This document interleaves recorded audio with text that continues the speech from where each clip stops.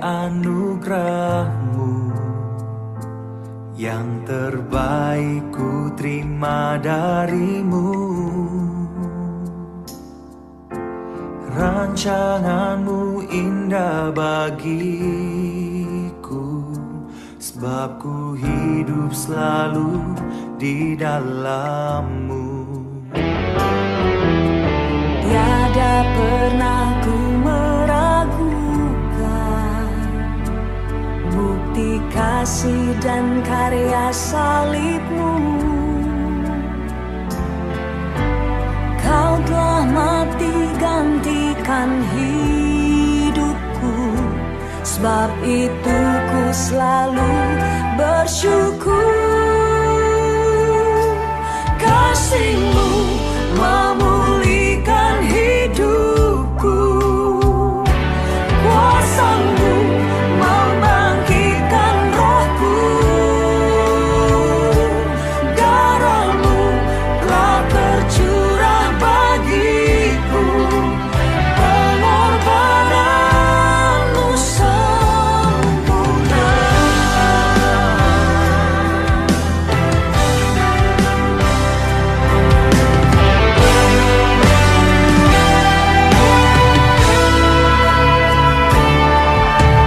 Ku hidup oleh anugerah-Mu, yang terbaik ku terima dari-Mu. Rancangan-Mu indah bagiku, sebab ku hidup selalu di dalam-Mu. Tiada pernah ku meragukan bukti kasih dan karya salib-Mu.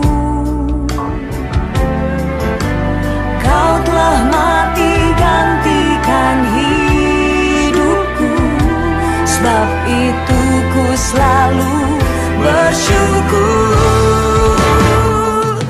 Kasih-Mu memulihkan hidupku, kuasa-Mu membangkitkan rohku,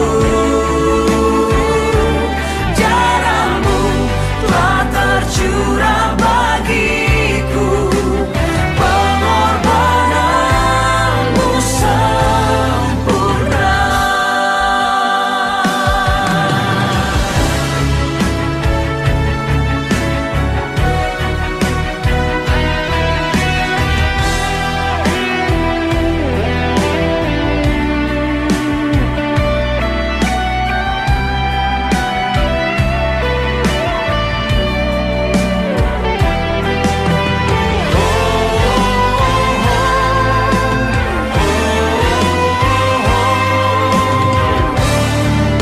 Hanya Yesus, satu-satunya Tuhan yang sudah menyelamatkan hidup kita lewat pengorbanannya. Saya mengajak kita semuanya bangkit berdiri bersama-sama. Kasih-Mu memulihkan hidupku, kuasa-Mu membangkitkan rohku, darah-Mu telah tercurah bagiku, pengorbanan-Mu sempurna.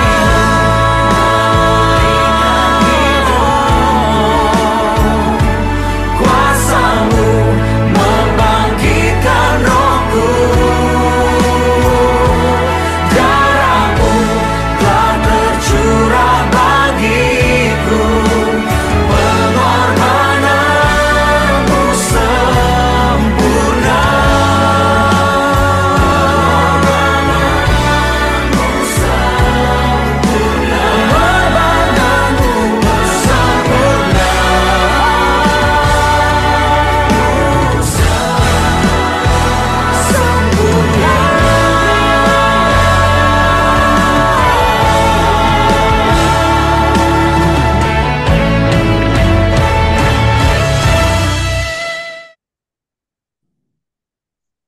Ya, puji Tuhan, kita sudah mendeklarasikan firman Tuhan kita sudah berdoa dan memuji menyembah Tuhan, dan saatnya kita akan mendengarkan kebenaran firman Tuhan dan juga kesaksian yang akan disampaikan oleh hambanya, Bapak Dato Sri Profesor Dr.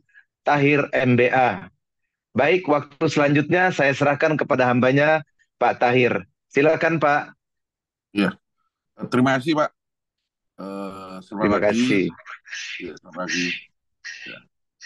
Eh, saya sedikit tambahkan aja ya. Tadi kalian menggunakan Mazmur pasal 23 ya. Iya, Sebetulnya ada satu tambahan arti ya. Bukan hanya Allah adalah gembalaku, aku tidak kekurangan. Tapi mungkin bahasa aslinya bukan tidak kekurangan. Tapi kita setelah mengenal Tuhan, Raja Daud, dia merasa yang lain itu dia sudah tidak membutuhkan. Jadi bahasa Inggris mungkin penjelasannya lebih bagus ya. I shall not want. Jadi selain Tuhan saya tidak ada lagi keperluan yang lain. I think ini adalah mungkin deklarasi daripada Daud ya. Jadi kalau kita senangnya amin. Tidak kekurangan karena apapun kita bisa minta sama Tuhan. Tapi Raja Daud mungkin artinya tidak demikian. Artinya adalah setelah dia mengenal Allah Jehovah yang dia kenal, di lain itu dia tidak punya kebutuhan yang lain. Ini tambahan aja dari saya menjelaskan eh, apa itu Mazmur 23. Hari ini saya khusus memilih Filemon ya. Banyak orang melihat Filemon itu cuma satu ayat ya. Dan saya lihat banyak komentator tidak terlalu menitik beratkan Filemon ya. Tapi saya ingin dari sudut lain yang melihat Filemon, jadi kita mungkin melihat Filemon itu ada banyak maknanya. Kalau saya jelaskan Alkitab bahwa keadaan rohani Paulus yang tertinggi waktu dia mencapai puncaknya itu bisa diutarakan di Roma pasal 8, yaitu ayat terakhir. Dia bilang, apa yang bisa memisahkan dia dengan kasih Kristus? Di sanalah Paulus mencapai titik tingginya daripada rohani dia, hubungan dia dengan Tuhan. Karena dia bilang mati hidup ya, apa sekarang apa yang lain siapapun tidak bisa memisahkan dia dengan kasih Kristus. Jadi deklarasi itu merupakan puncak rohaninya Paulus. Kalau kita mau tahu puncaknya rohani Paulus ada di mana, mungkin kita perlu lihat Roma pasal 8, yaitu waktu dia bikin deklarasi yang mengatakan tidak ada sesuatu pun di alam semesta yang bisa memisahkan dia dengan kasih Kristus. Ini luar biasa. Tapi kalau kita mau tanya Paulus punya kehidupan rohani, atau kita mau tanya sebetulnya seorang Kristen yang rohani itu gimana, dan kita melihat Filemon. Di Filemon ini adalah suatu perwujudan sebagai seorang Kristen, sebagai seorang yang mengasihi Tuhan, sebagai orang yang telah dirubah oleh Tuhan oleh karena Roh Kudusnya. Nah, kita bisa melihat Filemon bagaimana perubahan Filemon atau perubahan buku ini terhadap Paulus, terhadap Onesimus, terhadap Filemon. Inilah puncak atau perwujudan seorang rohani. Kalau kita lihat orang rohani gimana sebetulnya kehidupannya? Nah, kita baca Filemon. Di sana Paulus telah rohaninya telah begitu matang sehingga perwujudan kata-kata Paulus, apa yang dikerjakan Paulus, itu persis seperti Tuhan waktu di atas bumi. Itu yang menarik hari kita sharing ini. Kita tahu bahwa di sana ada seorang budak namanya Onesimus. Tidak ada fakta yang mengatakan, tetapi ada catatan di sejarah Alkitab bahwa setelah itu di gereja, di sejarah gereja ada terjadi seorang paratua yang namanya Onesimus. Jadi ada komentator mengatakan kemungkinan ini Onesimus yang dulu budak yang bersalah, yang pernah dihukum dan lalu diampuni. Jadi ini menarik ya. Memang tidak ada jelas mengatakan Onesimus yang menjadi panatua gereja waktu itu adalah ternyata ini Onesimus yang dulu di rumahnya Filemon yang curi barang itu. Jadi cukup menarik kita melihat inilah seorang rohani, bagaimana memperhidupkan rohani yang matang, hayat yang matang. Jadi kalau pendek ceritanya Filemon, mungkin waktu saya meminta bahwa saya akan bersuku Filemon, mungkin ada yang sudah baca buku Filemon. Singkatnya akan demikian, bahwa ini buku mungkin ditulis setelah Tuhan ya, kira 60.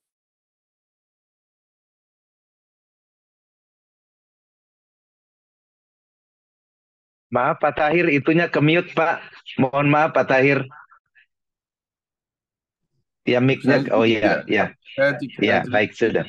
Saya cerita sedikit sejarahnya, itu ditulis kurang lebih mungkin setelah Tuhan 60-64 tahun, di mana Paulus pertama ditahan di penjara Roma ya.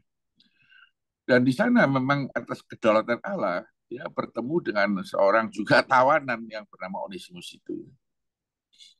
Saya punya keyakinan adalah dalam persekutuan dengan Onesimus, dia mengetahui bahwa Onesimus ternyata adalah bekas budaknya sepekerja dia yang bernama Filemon.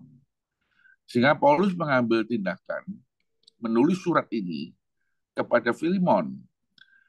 Tujuan surat ini adalah beberapa hal. Satu, di dalam surat itu Paulus menunjukkan bahwa status orang Kristen setelah percaya Tuhan, setelah bertobat, setelah menerima Tuhan, ternyata derajatnya itu kedudukannya sama. Saya kadang-kadang memperhatikan ya kehidupan kita ya terhadap pembantu di rumah kita. Kalau itu hanya pembantu pada zaman peradaban sekarang, sangat terhormat ya, makanya kita menama pembantu rumah tangga. Ya. Kita kalau kita tahu dia adalah orang Kristen atau dia bukan orang Kristen, karena kesaksian kita sebagai orang Kristen banyak celahnya kalau you tanya kepada pembantu dari seorang Kristen rumah, mungkin kita punya kesaksian tidak begitu kuat. Tapi kalau kita bicara kita korban di atas panggung, wah kesaksiannya luar biasa. Padahal kehidupan kita di rumah terhadap pembantu kita, mungkin kita tidak seperti yang diceritakan di Filemon ini. Paulus lihat itu budak pada zaman itu, kalau kesalahan bisa dibunuh, bisa dihukum mati. Tetapi Paulus menyadari keselamatan yang dia peroleh, itu keselamatan yang luar biasa. Mungkin kita sudah apatis ya, sudah menganggap keselamatan biasa saja ya. Karena kita sudah biasa doa, terima kasih keselamatan, terima kasih keselamatan, terima kasih penyelamatan. Sudah kebiasaan kita ngomong, tapi tidak mengerti makna dari keselamatan itu sendiri itu apa. Jadi hari ini kita sharing di sini. Paulus menulis surat kepada Filemon karena dia sadar bahwa ini ternyata adalah bekas budaknya Filemon. Secara keadilan, secara kebenaran, Paulus melakukan hal yang benar karena dia tahu bahwa tanpa persetujuan Filemon, dia tidak bisa seenaknya meminta bantuan kepada Onesimus karena dia tahu bagaimana Onesimus adalah bekas budaknya Filemon. Jadi pertama dia menunjukkan bahwa dia harus melakukan suatu keadilan yang kebenaran. Saya harus minta persetujuan dulu kepada Filemon kalau saya ingin minta pelayanan daripada Onesimus itu. Demikian juga kita tahu Tuhan di atas bumi, dia melakukan sesuatu bukan sekedar kasih karunia atau kasih, dia juga telah menegakkan ya keadilan Allah. Karena keadilan Allah itu pertama sebelum kita masuk ke dalam kasih karunia-Nya. Jangan kita balik ya, karena kita punya kasih karunia, maka keadilan Allah bisa disingkirkan. Tidak demikian. Bahwa kita perlu tahu orang Kristen percaya Tuhan. Pertama kita harus tegakkan dulu keadilan Allah. Baru kita bicara kasih karunia. Tapi karena orang Kristen dasar manusia itu memang lemah atau pernah jatuh, sehingga kita lebih mau menikmati kasih karunia, kita jarang mau jalankan keadilan Allah itu sendiri. Ya Paulus lakukan. Kedua, yang paling berat menurut saya, Paulus mengatakan gini kepada Filemon, ini orang saya kirim ke tempat dia, kemungkinan Anda bisa hukum mati dia. Karena memang saat itu budak itu kalau salah ya harus bisa hukum mati. Tetapi Filemon, saya mau cerita pada Anda bahwa ada satu kebenaran, suatu righteousness di dalam Kristen setelah kita percaya bahwa kita begitu diselamatkan. Kita adalah sama. Dia bukan hanya meminta Filemon untuk memaafkan Onesimus. Dia bilang, Anda memang punya tugas, punya kewajiban untuk memaafkan dia. Kedua, Anda perlu memulihkan kedudukan dia. Ketiga yang terberat, Anda harus menganggap dia saudaramu. Ini tidak mudah dibicarakan, tapi tidak mudah dilaksanakan. Anda bayangkan nih, kalau kita sering ketemu orang ya, khususnya saya, ini pengalaman saya, kesaksian saya. Saya lihat ke restoran ya, khususnya restoran yang mahal. Saya sering lihat itu juragan itu bawa anaknya atau cucunya ikut makan dan selalu ada susternya atau pembantu lah ya. Nah, saya lihat tuh pembantunya suruh berdiri, suruh duduk di sana ya. Dan mereka mungkin waktu makan mereka baru selesai dari gereja mungkin hari Minggu. Lalu dia melihat bahwa pembantu itu ya memang tempatnya berdiri, tempatnya ambil kursi tempat lain. Susah untuk terima keluarga bahwa menerima pembantu atau suster duduk bersama. Paulus lebih tekan lagi. Paulus bilang hanya bukan dia duduk bersama. Anda harus menganggap dia saudaramu. Ini tidak mudah, saudara-saudari. Amin. Inilah kehidupan orang Kristen yang benar. Inilah keselamatan. Paulus menjelaskan pada Filemon, sekarang dia bukan lagi budakmu. Dia bukan lagi budak yang Anda pulihkan. Dia jauh lebih tinggi itu. Dia adalah saudaramu. Ketika kita melihat ini, sulit sekali.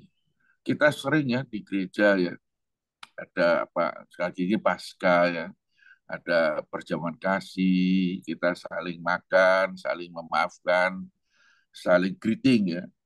Itu hampir seperti hal-hal yang di dunia samalah. Namanya silaturahmi. Tetapi makna dari keselamatan sendiri jauh lebih dalam. Nah, saya bilang Paulus menunjukkan dia waktu itu bertindak seperti Tuhan. Tuhan di atas bumi, di atas kayu salib. Dia meminta kepada Allah untuk memaafkan kita, untuk mengampuni kita.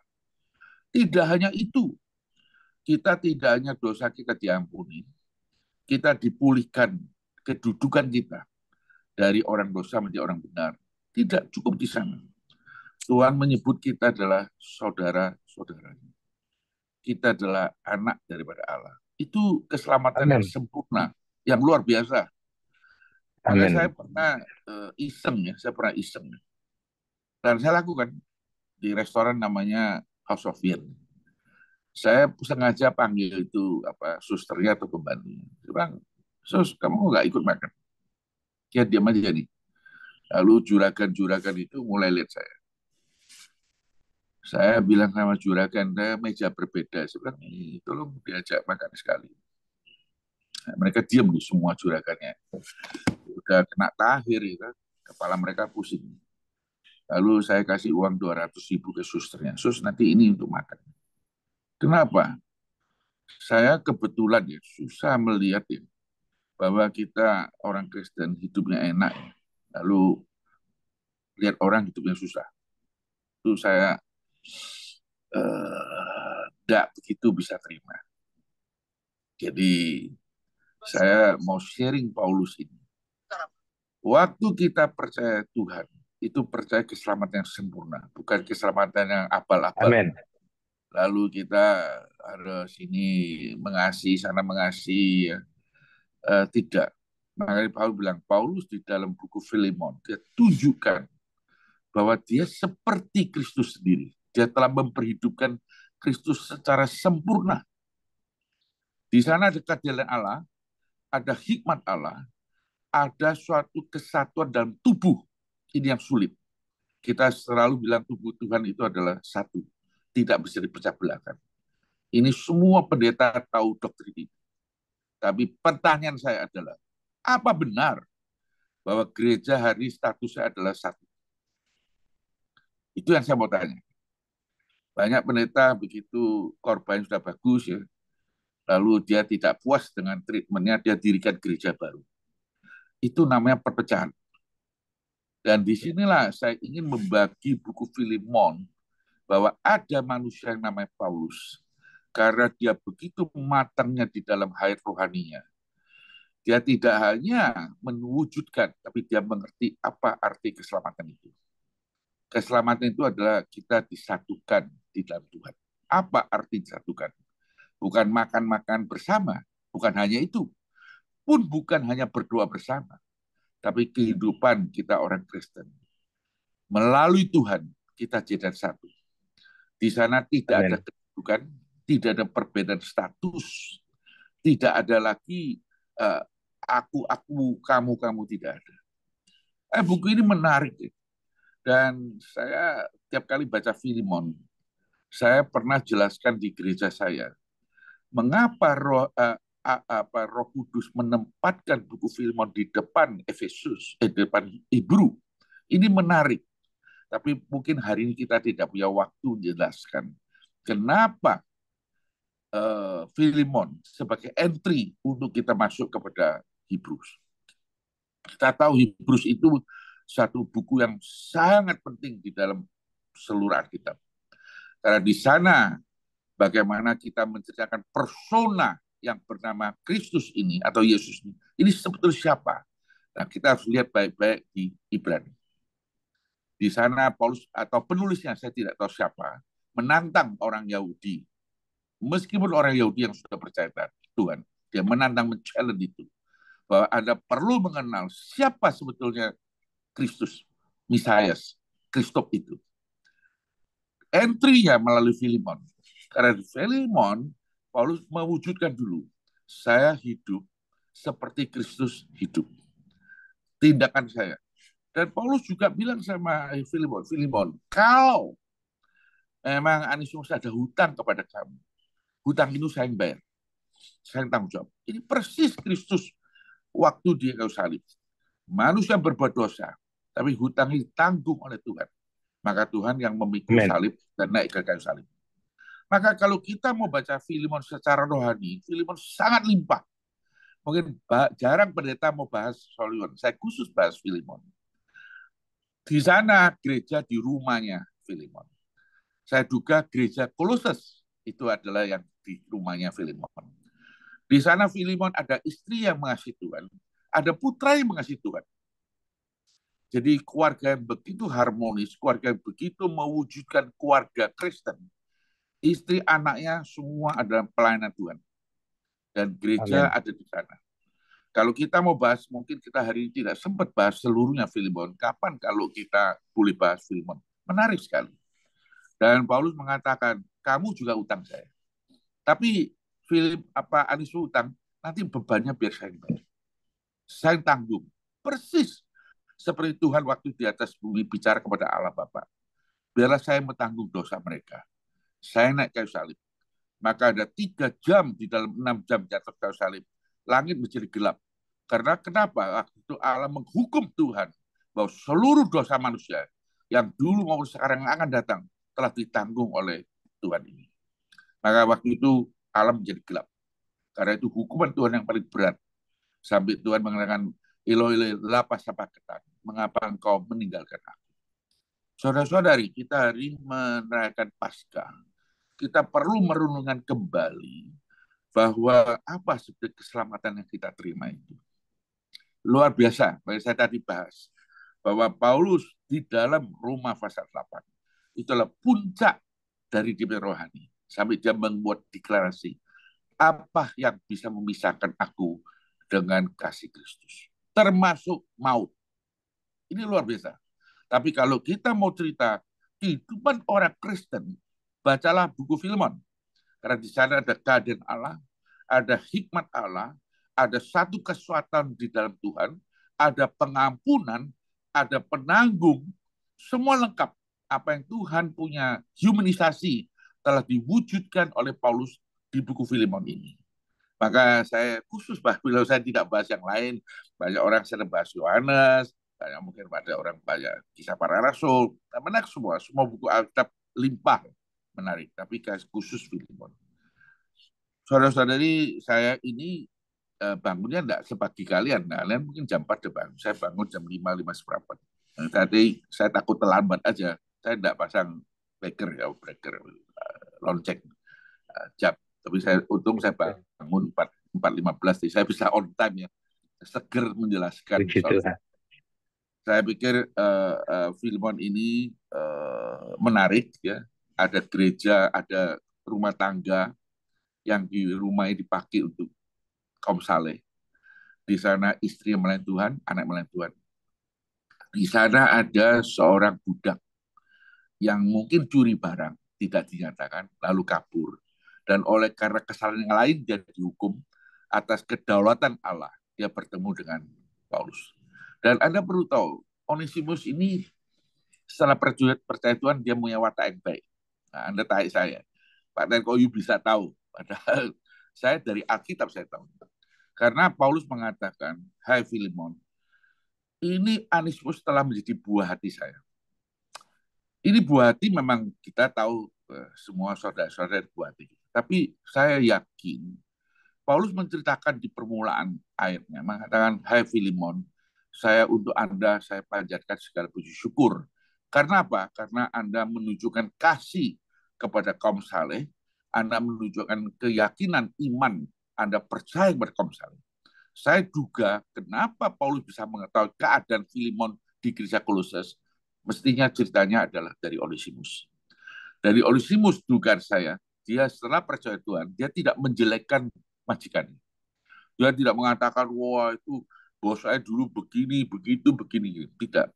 Dia ceritalah keadaan gereja waktu itu. Dia sebagai budak, dia melihat di rumah tangganya Filemon itu adalah rumah tangga yang penuh kasih saudara-saudari, dan penuh keyakinan, percaya kepada kaum saleh.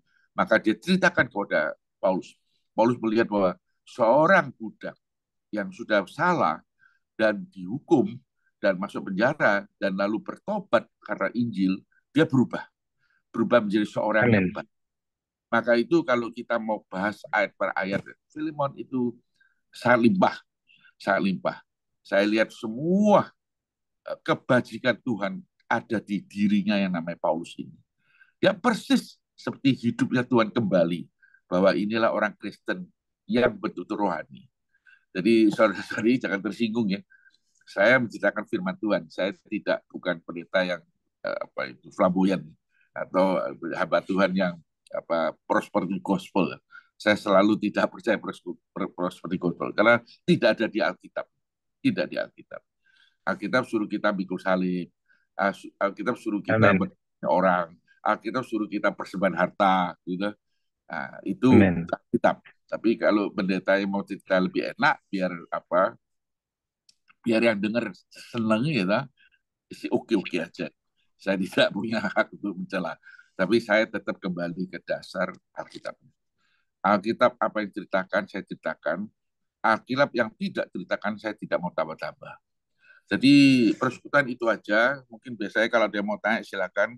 Jadi saya secara singkat ya, tidak terlalu dalam menjelaskan buku Filemon.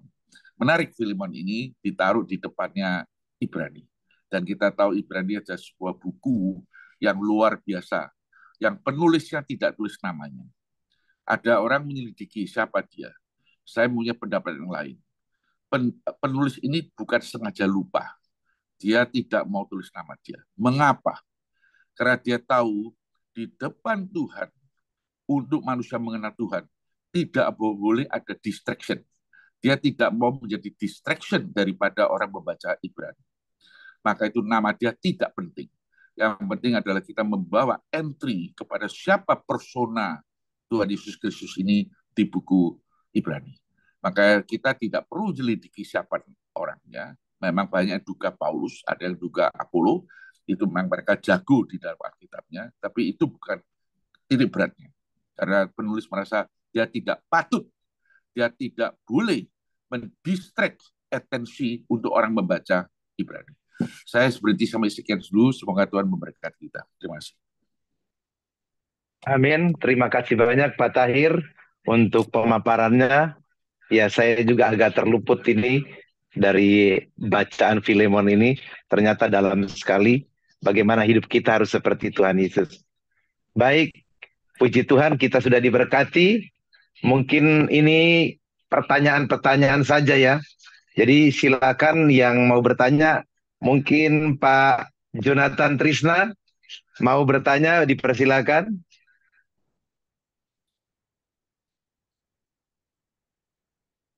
Atau Pak Binsar ya, Pak Binsar Aritonang. Ya, salam saudaraku Ya, semua yang ya, terkasih dalam Kristus Tuhan shalom. kita. Ya, perkenalkan nama saya Binsar Aritonang, stay di Karawang.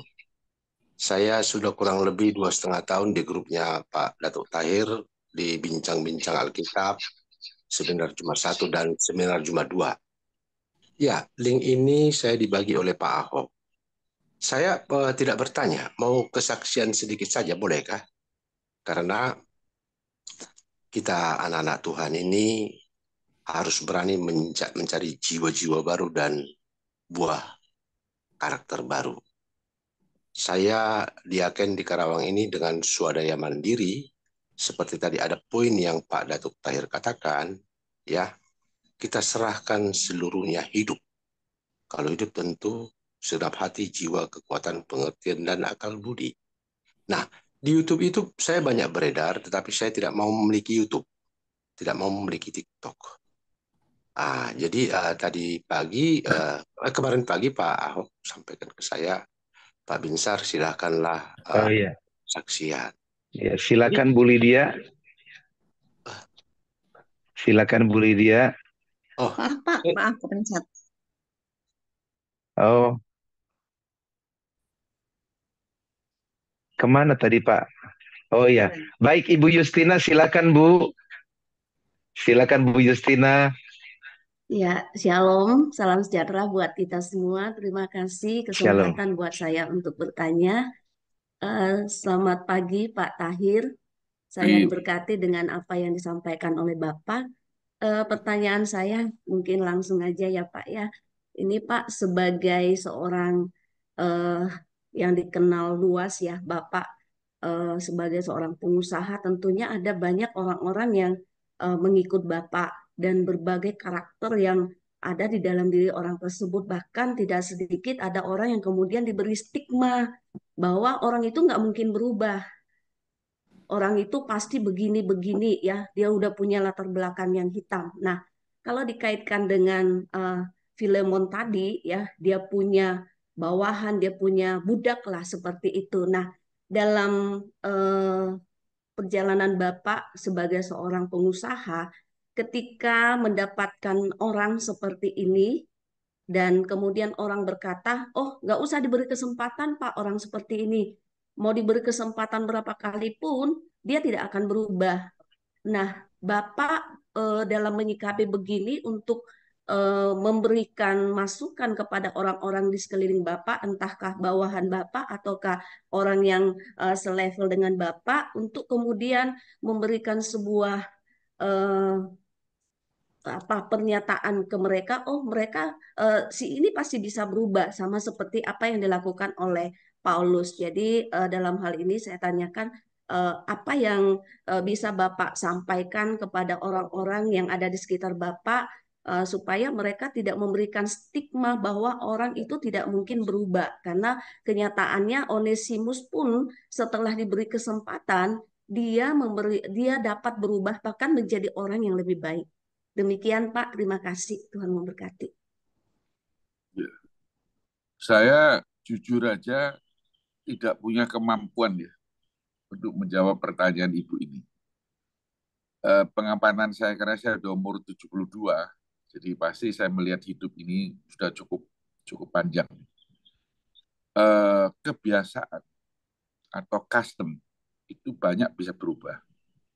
Misalnya orang itu kita tahu bahwa orang sebelum percaya Tuhan banyak melakukan hal-hal yang salah, hal-hal yang jelek. Setelah dia percaya Tuhan, dia berubah. itu kita melihat banyak sekali ada perubahan. Dulu dia tidak setia, dia sekarang menjadi setia. Dulu dia eh, eh, malas, dia menjadi baik. Dulu dia lakukan banyak dosa, sekarang dipertobat. Saya melihat banyak sekali dan saya percaya kekuatan Roh Kudus. Tapi ada satu hal yang saya melihat cukup susah berubah, itu karakter. Karakter itu pembentukan manusia ya. Mungkin ada sebagian yang unsurnya memang waktu lahir dibawa, mungkin DNA-nya, atau setelah dia lahir dalam brought up keluarganya dan brought up masyarakatnya telah membentuk manusia ini punya karakter yang khusus. Ini susah berubah. Ini pengamatan saya. Tapi tindakan dengan kelakuan banyak bisa berubah. Saya melihat banyak berubah. Total berubah. Jadi ada dua hal. Kita sebagai orang Kristen, kita tetap harus berkeyakinan bahwa Roh Kudus bisa merubah. Kita lihat tiga orang Amin. ini, Filemon, Onesimus, dan Paulus. Paulus adalah dulunya dia yang menahan orang-orang Kristen dan dia yang bikin laporannya supaya orang itu dihukum mati atau dihukum. Dia adalah penganiaya Tuhan, sehingga di dalam ucapan dia rasa betul-betul Tuhan belas kasihan dia, sehingga dijadikan sekarang hamba Tuhan. Dia merasa itu benar, merasa apa betul sekali terjiwa diri dia. Maka ucapan Paulus selalu menyukuri keselamatan yang diperoleh. Dia merasa Amin. hanya Tuhanlah yang merubah dia sampai hari ini. Ini kita lihat Paulus sudah berubah. Filemon juga berubah kan. Dia kaum yang baik, ya mungkin para tua gereja di Koloses, tapi sekarang dia dituntut berubah loh, bahwa dia harus mengasihi budak dia. Dan saya yakin ini perubahan terjadi. Lalu kita lihat Onesimus juga berubah. Tiga orang ini semua berubah. Yang tadinya Amin. dia curi barang, sekarang dia berubah. Dan tadi saya bilang ada catatan di sejarah gereja. Ada nama tahunnya hampir bersamaan. Dia menjadi panatua di gereja. Dicatat namanya, tapi tidak ada bukti apa dia Onesimus yang tawanan atau orang lain. Jadi perubahan itu terjadi. Cuma karakter, Bu, saya lihat agak sulit menurut pengamatan saya. Tapi makanya saya bilang saya harus reserve. Saya tidak punya kemampuan untuk menjawab ibu pertanyaan secara sempurna. Bisa berubah. Terlalu banyak, Bu, orang Kristen berubah. Kita ambil yang tiga hal ini aja, orang tiga ini, Filemon, Paulus, dan Onesimus. Mungkin jawaban saya itu. Terima kasih banyak, Pak. Jawabannya sangat memberkati. Tuhan berkati, Pak. Ya, puji Tuhan. Pertanyaannya tadi sudah disampaikan. Eh, saya juga mau bertanya nih, Pak, karena saya pelayanannya ke penjara-penjara, Pak, dari hari Senin sampai hari Jumat, dan dari pelayanan selama kurang lebih 18 tahun itu, yang sekarang menjadi hamba Tuhan sedikit sekali. Dari puluhan ribu yang saya layani di berbagai penjara, yang jadi hamba Tuhan baru 6 orang. Dan ada yang mengatakan bahwa pelayanan saya itu gagal. Nah, jadi saya mau bertanya, apakah betul apa yang disampaikan teman-teman itu bahwa pelayanan saya gagal karena hanya prosentasenya kecil sekali, Pak. Bagaimana menurut Pak Tahir? Saya tidak setuju ya. Sama sekali orang mengatakan bahwa pelayanan Bapak itu berkurang. Saya kira Bapak itu sangat mulia ya. Mau ke penjara, melayani. Ada orang khusus ke rumah sakit. Semua itu is a treasure ya. Suatu mustika ya. Yang perlu gereja justru yang harus jaga Bapak. Karena Bapaknya pelayanan begitu pentingnya ya. Cuma ada lelucon, Pak. Ada lelucon. Mengatakan orang yang salah itu semua ke gereja, Pak. Orang yang benar semua itu di penjara. Kenapa, Pak? Karena kalau kita ke gereja kan kita harus ngaku salah, Pak. Kita, Tuhan, saya berdosa, saya minta pengampunan. Nggak ada orang yang ke gereja bilang saya benar, nggak. Tapi yang benar semua di penjara, Pak. Kalau Bapak tanya orang penjara, dia mesti bilang saya tidak salah. Yang salah itu hakimnya, yang salah itu jaksanya. Jadi ada ironis mengatakan orang yang dosa itu semua ke gereja, orang baik semua di penjara. Tapi apapun itu hanya satu lelucon aja, Pak. Tapi Bapak perlu treasure, Bapak punya ministry. Dan itu Tuhan yang memberikan ministry itu kepada Bapak. Dan saya punya pendapat gini, Pak. tiap orang seperti kita baca di Korintus ya, 1 Korintus pasal 12 ya. 12 pasal 12 dan 14 itu Paulus menceritakan detail mengenai kasih karunia tiap orang. Jadi ada orang jadi mata, ada orang jadi mulut ya. Semua karunia berbeda, tapi belakangnya tetap adalah Allah Tritunggal yang berjalan. Maka itu Bapak treasure aja Pak, mustikan Bapak pelayanan, memang kita dilahirkan berbeda fungsi Pak. Bapak kebetulan mempunyai suatu ministry yang sangat mulia ya, yang mau menjalankan mengabarkan Injil, yaitu merubah manusia, itu is a very treasure Pak. Di Singapura ada satu namanya Simon Neo Pak ya. Dia khusus yang untuk narkotik. Dia sendiri dulu orang narkotik, masuk penjara, jadi bertobat, sekarang menjadi hamba Tuhan yang luar biasa. Dia di Sentul yang bikin itu perbaikan orang yang narkotik ya, rehabilitasi. Saya juga ada sedikit involved di sana.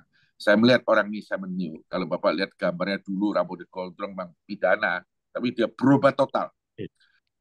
Berubah total. Simon Neo namanya Pak. Ada di Sentul ada bikin Pak rehab untuk narkotik. Saya kenal dia sekali. Jadi saya kira manusia bisa berubah Pak. Bapak tetap aja setia di ministry ini. Semoga lebih banyak orang karena Bapak dapat anak Bapak. Tuhan memberkati Bapak. Amin. Terima kasih Pak Tahir. Terima kasih ya, tetap semangat terus. Iya, baik. Selanjutnya ada Pak Jonathan Trisna. Ya, akan menyampaikan pertanyaan. Pak Jonathan Trisna ini beliau adalah dosen dan juga rektor STT Bethel Indonesia. Silakan Pak Jonathan Trisna. Waduh. Oke. Ada teman saya, sesama hamba Tuhan, tiba-tiba mau masuk bidang politik ya di dalam pemilihan yang lampau ini. Banyak gereja kan sebetulnya tidak setuju hamba Tuhan jadi politikus, ikut jadi politik. Nah, karena Bapak seorang pengusaha, itu godaannya luar biasa nggak? Seorang hamba Tuhan menjadi pengusaha, itu godaannya besar nggak? Kalau jadi politikus kan besar ya. Kamu harus coblos dia ya. Awas kalau nggak coblos dia ya. Nah, sebagai pengusaha, kalau seorang hamba Tuhan jadi pengusaha, apakah godaannya tidak besar? Kalau bosnya yang mengatakan, ini tanda tangan ini kan bukan saya bikin Pak, tapi kamu harus tanda tangan ini. Kalau nggak tanda tangan, awas ya, pecat kau. Nah, itu kan stresnya, tekanannya berat di dunia usaha. Nah, saya pikir, nah Pak Thohir kan sungguh-sungguh seorang pengusaha, jadi ngerti dunia usaha ini. Godaannya besar nggak kalau seorang hamba Tuhan itu mau jadi pengusaha yang sukses? Kalau jadi politikus yang sukses, saya tahu itu, wah itu luar biasa. Tekanan itu luar biasa. Kamu harus pilih dia, kamu harus dukung dia. Awas ya kalau nggak dukung dia. Nah, ini bagaimana nih, Pak Thohir? Iya Pak. Kita hidup di dunia, kita lihat Pak ya. Mulai dari Tuhan sendiri ya Pak ya. Mulai dari Adam. Lalu Tuhan sendiri, lalu di buku 1 Yohanes, 2 Yohanes Pak. Di 3 sana dicatatkan ada 3 godaan terbesar Pak. Satu kesombongan, suatu jasmani Pak. Satu pengakalan terhadap Tuhan ya. Mata punya nafsu, tubuhnya nafsu, dan kesombongan. Adam digoda 3 hal ini Pak. Adam jatuh. Tuhan digoda 3 hal ini, Tuhan menang. Lalu di suratnya Yohanes di 1 Yohanes 2 dicantumkan lagi Pak 3 godaan ini. Saya sangat setuju Pak. Kita usaha lebih tinggi gunungnya, pasti pukulannya juga lebih berat. Artinya pukulan itu godaan ini berat. Kita digoda soal wanita, kita digoda soal tenar, kita digoda soal uang, kita digoda soal jabatan, banyak sekali Pak. Bisa jatuh nggak? Bisa, Pak. Saya harus tegaskan bisa jatuh. Maka itulah satu cara, Pak, adalah satu jalan adalah di dalam Ibrani pasal 11, Pak, di sana cantumkan kita jangan jauhkan dari perkumpulan-perkumpulan orang Kristen, Pak. Yaitu kita harus sering tetap bersekutu campur dengan orang Kristen, kita hidup di dalam gereja, karena kekuatan gereja itu kekuatan tubuh, Pak, yang bisa melindungi kita, kaum saleh melindungi kita. Jadi Bapak tanya bisa gagal nggak? Saya gagal berapa kali, Pak? Bukan sekali. Godaan besar nggak? Sangat besar. Tadi saya bilang, Tuhan aja digoda, Pak. 3 hal kan ya. Kita tahu pengalaman Iya, waktu Tuhan menjalankan ministry pertama, digoda 3 dulu. Dan di surat Yohanes, Yohanes 1, Yohanes 2, ditekankan lagi, Pak, 3 godaan itu. Jadi saya pikir kita perlu belas kasihan Tuhan, Pak. Kalau hari ini ada orang Kristen tidak jatuh, ada orang Kristen menjadi kuat, ada orang Kristen memenangkan godaan, itu tidak lain, Pak, adalah belas kasihan Tuhan kepada dia. Kalau amin, tidak, Pak, amin, kita anytime, Pak, anytime, any moment, Pak, kita bisa jatuh. Tidak ada orang Kristen yang bisa nyombongkan diri, Pak. Kita tiap pagi bangun, Pak, selain kita panjatkan segala syukur, kita juga merenungkan kembali kemarin kita berperbuatan apa saja yang kurang berkenan, minta Tuhan membasuh kita. Itulah kehidupan saya, Pak, tiap pagi. Jadi jangan dikira, wah, orang Kristen kalau sudah banyak korban, apa, tidak, Pak. Yang paling perlu bertobat malah pendetanya juga, Pak. Pendeta pagi selain amin, siapkan bahan-bahannya, Pak, dia perlu juga banyak, perlu belas kasihan, perlu Tuhan menerangkan dia supaya dia tidak dalam kegelapan. Saya bikin satu kesaksian ya, Pak. Saya 1 hari ke Sinabung, Pak. Sinabung saya komplit, Pak. Saya ke Sinabung bagian Kristen, bagian Katolik, dan bagian Islam. Di sana saya dipuja-puja, Pak. Wah, dikasih apa, olos apa-apa. Lalu mereka bilang, Pak Tahir itu betul-betul membawa manfaat, ini bla bla bla. Pokoknya semua kata-kata yang mewah. Ini mendadak saya ada perasaan, Pak. Mendadak saya cerita sama mereka, Pak, yang para penderita bencana ini. Saya bilang, sebetulnya pagi hari ini yang menyelamatkan saya itu kalian. Kenapa? Saya bilang. Saya jelaskan, Pak. Itu perasaan saya mendalam. Satu, saya hidup di Jakarta, Pak. Saya tiap pagi keluar dari rumah yang bagus, naik mobil yang bagus, sampai kantor yang bagus, Pak. Saya rutin, Pak. Jadi pagi keluar rumah bagus, siang makan yang bagus, di kantor yang bagus, mobil yang bagus, pulang kembali ke rumah yang bagus, Pak. Saya bilang kalau tanpa kalian, hari ini saya datang ke sini, saya bisa lupa daratan, Pak. Saya bisa pelan-pelan lupa diri siapa sebetulnya Tahir itu, Pak. Tapi karena saya melihat kalian, saya mulai diterangin, Pak, bahwa tidak jauh dari rumah saya ada orang yang menderita, ada orang yang kurang beruntung. Saya bilang maka itu kalianlah yang menolong saya. Bukan saya menolong kalian, kalian menolong saya. Saya diselamatkan supaya saya tahu diri, supaya saya mengenal siapa seperti saya. Kalau tidak, saya bilang, dengan rutinitas yang aman, yang enak itu akan membuat saya hilang. Saya akan hanyut, Pak. ya, Saya tidak punya kekuatan. Maka itu menjadi pengusaha, menjadi apapun, Pak. Menjadi pendeta juga godaan banyak, Pak. Ya, pendeta juga iya, banyak jatuh dosa. Apa dulu ada di Surabaya, apa Happy Family, apa itu yang ngaco-ngaco banyak lah, Pak pendeta. Jadi saya kira kita perlu banyak doa, Pak, belas kasihan Tuhan yang tiap amin, hari menerangin kita, Pak, supaya kita lihat ya bagaimana bobroknya di dalam diri kita.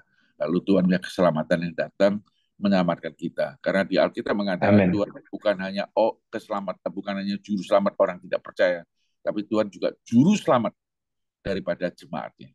Itulah artinya. amin. Ya, baik. Silakan Ibu Lydia.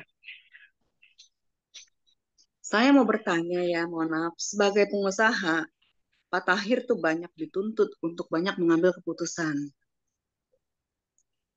Bagaimana cara Bapak dalam mengambil suatu keputusan itu untuk memastikan bahwa itu yang terbaik dan sejalan dengan perintah Tuhan, Pak? Demikian pertanyaan saya.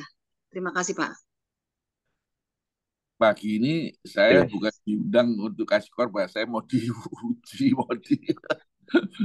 Terima kasih Bu pertanyaan. Pertanyaan itu sulit Bu. Saya terang-terang saya bilang sulit Bu. Banyak sekali putusan pengusaha atau usaha itu bertentangan dengan perintah Allah. Ini fakta hidupnya, ya Bu ya. Karena satu pihak kita menuntut carilah keuntungan yang sebesar mungkin. Di satu pihak bahwa banyak mungkin kita menghalalkan cara-cara yang tidak benar.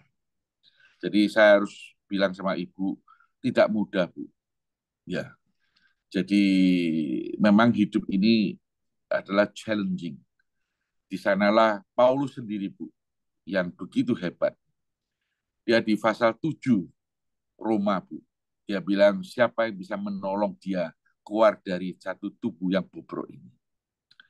Tapi puji Tuhan Bu, yang baca Alkitab ada berapa pendeta saya mau jelaskan.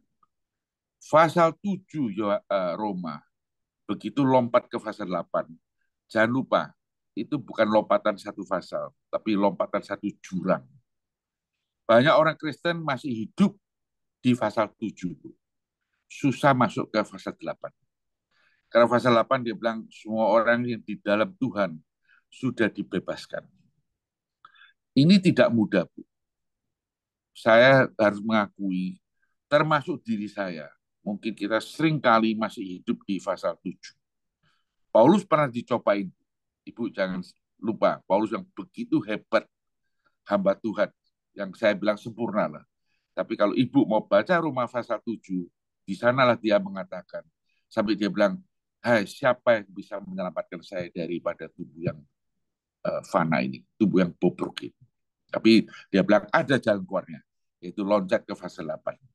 Di dalam Tuhan, semua ini bisa dibebaskan. Artinya apa? Artinya kita harus, karena kita tahu kelemahan ini, tahu kejadian ini, maka kita harus lebih mendekatkan diri kepada Tuhan. Mengapa kalian jam 5 pagi sudah berdoa? Ini salah satu jalan keluarnya. Lebih dekat kepada Tuhan, kita akan lebih dikuduskan. Lebih dekat dengan Tuhan, kita akan terus dapat pengarahan dari Tuhan. Lebih dapat pencerahan Tuhan, terang Tuhan. Lebih dekat kepada Tuhan, kita lebih bisa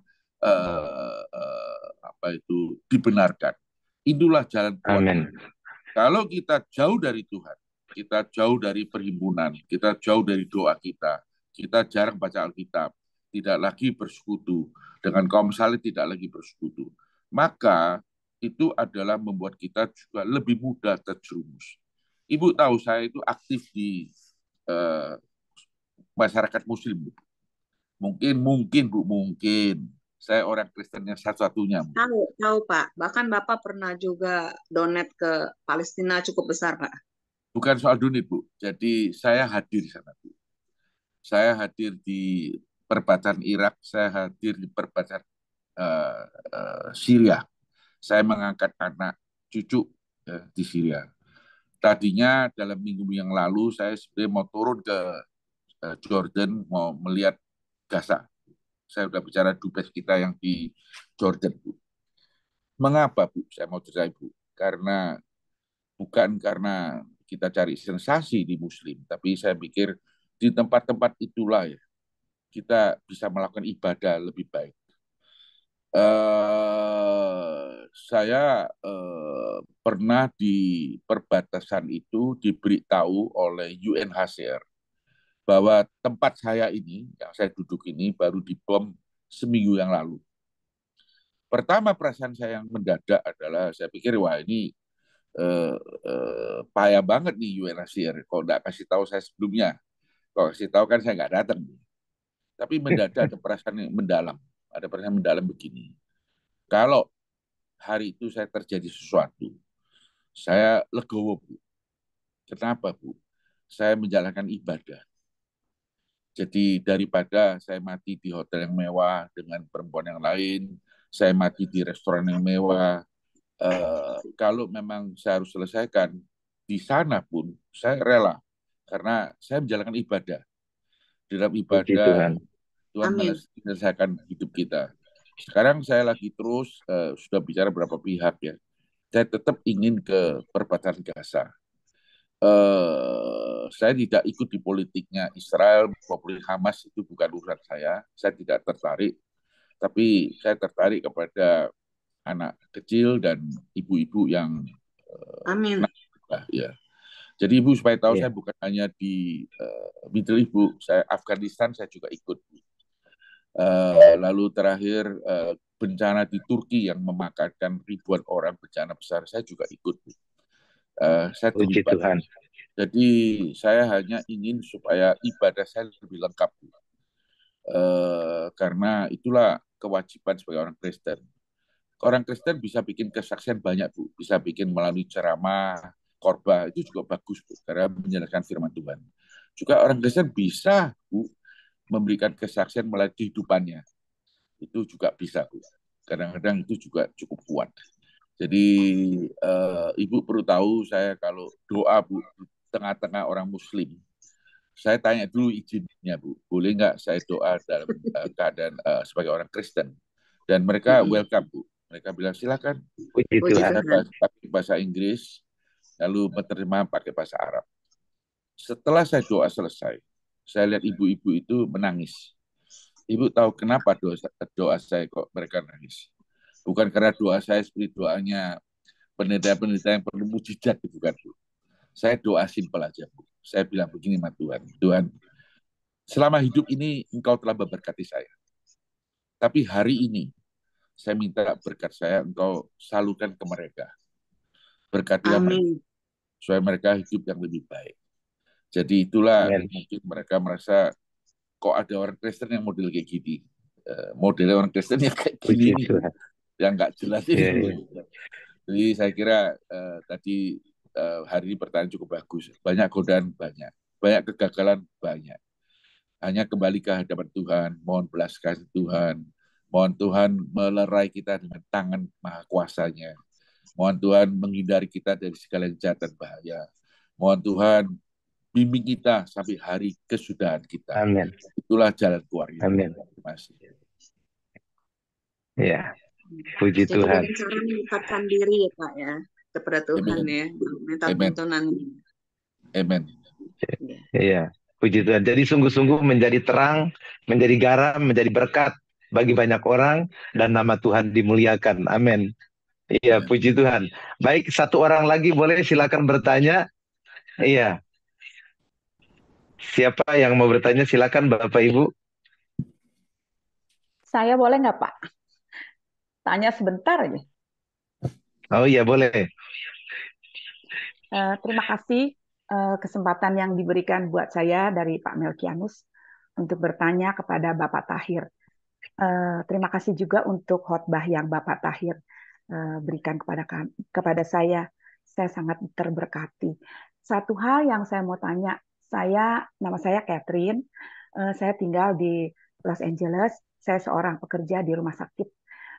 Tapi saya ini di samping itu saya adalah penginjil jalanan, baik di Amerika, baik di Los Angeles ataupun di mana saja saya berada. Dan setiap 2 bulan saya mengambil cuti dengan hasil tenaga saya, gaji saya sisihkan untuk menginjili orang-orang baik di Amerika maupun di Indonesia. Saya pergi ke desa-desa maupun ke kota-kota di Jakarta ataupun di kota-kota lainnya, sampai ke Bali, Surabaya, dan sebagainya, di kota sampai ke Kalimantan. Satu hal yang saya mau tanya Bapak, saya juga suka menginjili ke pemulung-pemulung dan orang-orang homeless, dan juga saya suka bersaksi kepada teman saya Iya, yang mana saya itu pertanyaannya Bu. menginjili. Iya, Satu hal yang pertanyaannya saya Bu. tanya Pak, ya saya kalau habis menginjili orang, dia sudah terima Tuhan Yesus, terus saya sering ada satu suara di dalam hati saya, Tuhan bilang berkati dia gitu. Terus saya bilang Tuhan, secara manusia saya bilang saya ini juga mikir karena saya bukan orang yang kayak Bapak gitu. Saya orang yang biasa. Tetapi saya mau nurut. Apakah itu benar dari suara Tuhan? Karena teman saya bilang, kalau kamu menginjilin orang, kamu nggak perlu habis menerima Yesus kasih dia uang. Nanti mereka ketagihan. Saya bilang nggak bisa begitu dalam hati saya. Ya itu kamu punya cara. Tapi kalau saya digerakkan Tuhan ya saya kasih gitu Pak. Apakah saya ini maksud saya apakah saya ini sebagai benar apa enggak begitu. Iya, Gitu baik. aja Pak. Ya, silakan. Makasih Pak. Baik. Ya, terima kasih. Ini terakhir ya.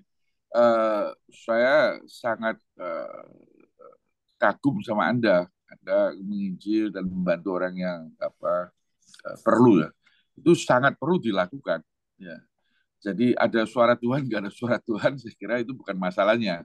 Masalahnya di depan Anda ada orang membutuhkan dan betul-betul membutuhkan, dan Anda mampu ya meskipun semampunya ya memberikan sesuatu. I think is a treasure ya, suatu bernilai. Is a blessing ya menurut saya. Jangan kita terganggu, wah hari ini ada perasaan Tuhan atau enggak, besok ada wejangan enggak, malam ada mimpi enggak. Saya kira it's not the case ya. Kalau ada kebetulan moodnya enggak ada, ya pasti mimpinya enggak mungkin bagus ya.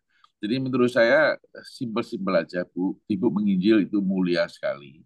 Lalu dalam penginjilan ada orang yang membutuhkan, lalu Anda bisa membantu ya sekuat Anda, sangat glory lah, sangat mulia.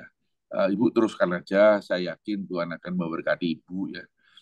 Sering kita menginjil ya, pasti banyak kebutuhan. Orang yang susah lebih baik dari orang yang mampu kan. Berarti kebutuhan itu besar sekali. Jadi apa yang kita bisa lakukan, meskipun cuma uang kecil, uang besar, it doesn't matter ya. Karena berkat, kalau kita lihat Alkitab, kembali ke Alkitab ya, di 2 Korintus pasal 8 dan pasal 9. Di sana gereja Makedonia sangat miskin. Sangat miskin Makedonia. Tapi dia mendengar bahwa ada kaum saleh di Yerusalem kelaparan, tidak ada makan. Mereka bukan dianjuri loh. Mereka datang ke depannya Paulus. Mereka bilang, Paulus, bagaimanapun kita mau mengambil bagian di dalam pelayanan ini. Kita sendiri miskin, kita juga kekurangan, tapi kita ada saudara-saudari kita, orang Yahudi, yang resek itu, yang dulu memandang orang kafir rendah, musuh orang kafir, tapi sekarang mereka percaya Tuhan, mereka adalah saudara-saudara kita juga, maka itu kita uang tidak banyak, tapi Paulus tolong sampaikan mereka, supaya uang ini bisa membantu mereka. Lalu Paulus mengatakan apa? Tuhan memberkati gereja Makedonia. Maka kita kembali ke Alkitab ya. Jadi ibu punya kerjaan itu mulia, tidak usah dimakan perasaan terlalu banyak gitu. Ini suara Tuhan, bukan suara Tuhan ya. Jadi sekarang Jakarta berisik sekali ya, kita jarang tahu suara Tuhan atau bukan ya, karena suara motor lebih besar. Jadi bagaimanapun saya terima kasih kesempatan pagi ini ya, Tuhan memberkati bahwa di gereja Filemon ada orang yang mengasihi, ada keluarga yang mengasihi, ada istri Filemon yang sangat mengasihi, ada putranya juga hamba Tuhan. Karena di Kolose Paulus menekankan kepada putranya Filemon, ministrimu harus kerjakan yang maksimum. Tuhan berkati Pak Pendeta, terima kasih kesempatannya ini. Semoga kita pasca, kita kembali diingatkan kasih karunia Tuhan yang begitu besar, yang sebetulnya kita tidak patut menerimanya. Tuhan memberkati. Terima kasih Pak Tahir. Tuhan memberkati. Ya, baik. Terima kasih banyak Pak Tahir. Puji Tuhan untuk pencerahannya pagi hari ini, firman Tuhan yang luar biasa. Juga Bapak Ibu yang sudah menyampaikan pertanyaan, yang sudah dijawab dengan luar biasa juga. Puji Tuhan, kita akan ke gereja untuk merayakan Jumat Agung. Kita harus akhiri pertemuan kita di jam 2 pagi hari ini. Baik, kita satu dalam doa, nanti doa berkat oleh hambanya Pak Jonathan Trisna. Kita bersatu dalam doa syafaat. Bapak Surgawi, kami mengucap syukur pagi hari ini, Engkau sudah kuatkan kami, teguhkan kami, melalui firman Tuhan dan juga kesaksian yang sudah disampaikan oleh hambamu, Pak Tahir. Tuhan terima kasih, Engkau terus pakai hambamu dengan luar biasa, di dalam pelayanannya sebagai pengusaha, di dalam pelayanan sebagai hamba Tuhan, yang terus menjadi saksi Kristus, menjadi terang dan garam di tengah-tengah dunia yang gelap ini, supaya kasih Tuhan itu boleh disalurkan kepada semua orang, terutama orang-orang yang belum percaya. Terima kasih Bapak, terus pakai hambamu dengan luar biasa, supaya lewat pelayanan hambamu, lewat kasih hambamu, banyak orang yang boleh percaya dan terima Yesus sebagai Tuhan dan Juru Selamat. Terima kasih buat hambamu Pak Tahir. Tuhan memberkati lebih lagi dan pakai lebih luar biasa lagi bagi kemuliaan Tuhan. Berkati semua kami yang hadir di Zoom doa pagi hari ini. Apapun masalah kami, apapun pergumulan kami, apapun hambatan dan tantangan serta rintangan yang Tuhan izinkan kami hadapi, berikan kami kekuatan, berikan kami kemampuan untuk tetap mengucap syukur dan sabar menghadapi semuanya. Hari ini Tuhan, kami memperingati Jumat Agung, di mana Tuhan sendiri sudah menyerahkan nyawamu di atas kayu salib untuk menggantikan kami, untuk menebus dosa kami, supaya kami yang percaya kepada Yesus boleh beroleh keselamatan, pengampunan dosa, dan hidup yang kekal.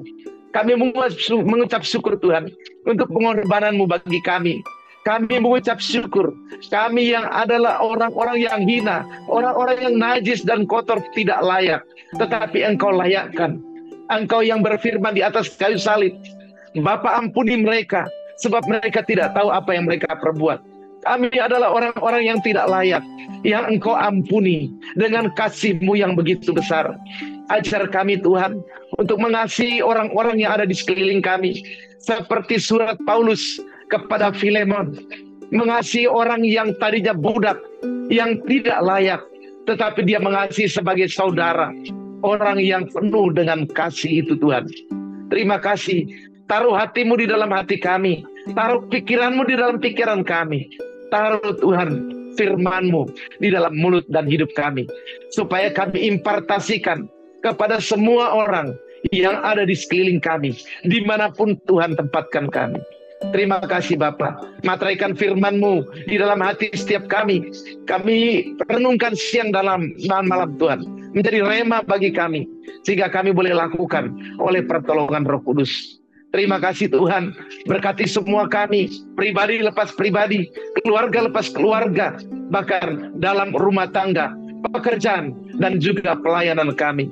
Terima kasih Bapa, Engkau juga memberkati bangsa dan negara kami, berkati pemimpin kami, Bapak Presiden Joko Widodo dan Maruf Amin, berkati para menteri, lembaga-lembaga negara yang ada, TNI, Polri, juga lembaga eksekutif, legislatif, dan yudikatif. Berkati para pemimpin bangsa ini Tuhan, berikan roh takut akan Kristus, berikan hikmat dan kebijaksanaan, supaya mereka boleh menjalankan tugas mereka sampai selesai dengan takut akan Kristus, dengan hikmat dan kebijaksanaan yang daripada Tuhan saja. Terima kasih Bapa, kami bersyukur untuk pagi hari ini, Engkau sudah memberkati kami. Bapa, sempurnakan doa kami ini dengan doa yang Tuhan sudah ajarkan kepada kami. Mari kita berdoa bersama Bapa kami. Bapa kami yang di sorga, dikuduskanlah nama-Mu, datanglah kerajaan-Mu, jadilah kehendak-Mu di bumi seperti di sorga. Berikanlah kami pada hari ini makanan kami yang secukupnya, dan ampunilah kami akan segala kesalahan kami, seperti kami juga sudah tahu mengampuni orang yang bersalah kepada kami. Dan janganlah bawa kami ke dalam pencobaan, tetapi lepaskanlah kami daripada yang jahat. Karena hanya Engkaulah yang mempunyai kerajaan dan kuasa dan kemuliaan kekal sampai selama-lamanya. Amin.